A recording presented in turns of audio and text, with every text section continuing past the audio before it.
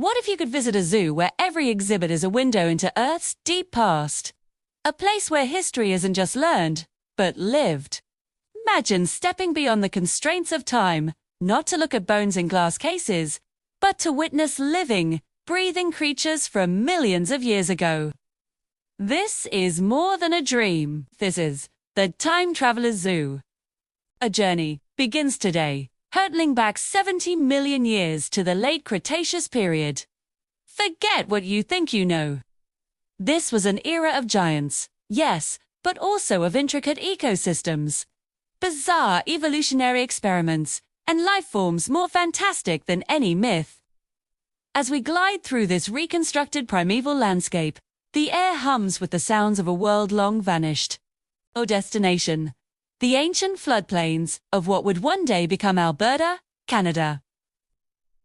Look there, through the armored glass of our observation pod. A herd of Pachyrhinosaurus is grazing peacefully by a stream.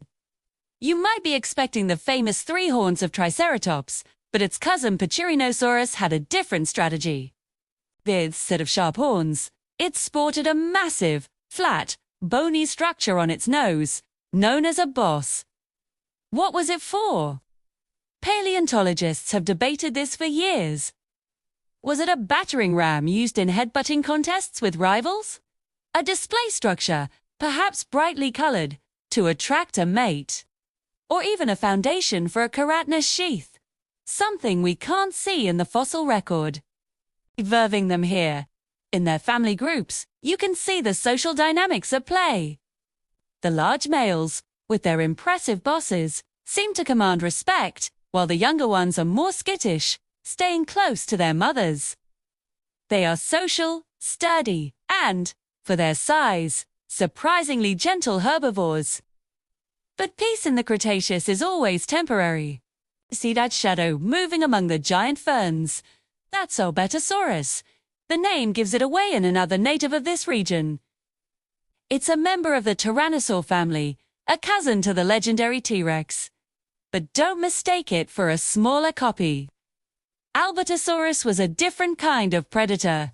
Lighter, more slender, with longer legs relative to its body size, it was built for speed and agility. Think of it less as a heavyweight brawler and more as the cheetah of the tyrannosaurs. While a T-Rex might rely on a single bone-crushing bite, Albertosaurus likely hunted in packs, using strategy and stamina to run down its prey. Its smaller size was an advantage, allowing it to navigate the dense forests and pursue more nimble dinosaurs that a T-Rex couldn't catch. This wasn't just brute force, it was calculated predation. What you're witnessing isn't just a spectacle. It's a living reconstruction built on decades of scientific discovery. Every detail, from the texture of the Pachyrhinosaurus's skin to the gait of the Albertosaurus, is informed by fossil evidence. We use biomechanical modeling to understand how these animals moved, reanalyzing their skeletons to calculate muscle mass and joint rotation. We study fossilized skin impressions to guess at their outer appearance and analyze the rock layers they were found in to reconstruct their environment. The colors, the sounds, the behaviors, it's all our best educated guess. A fusion of hard data and a dash of cinematic imagination, designed to bring these stories to life. This is the core mission of our zoo, to transform static fossils into dynamic, living narratives. And just look at the flora surrounding them. This isn't just generic jungle dressing. We're seeing towering conifers, flowering plants called magnolias, which were a relatively new evolutionary innovation at the time, and vast fields of ferns. The ecosystem is as much a character as the dinosaurs themselves. The Pachyrhinosaurus herd depends on this abundant vegetation, and their grazing patterns, in turn, shape the landscape. The Albertosaurus relies on the dense cover for ambush opportunities.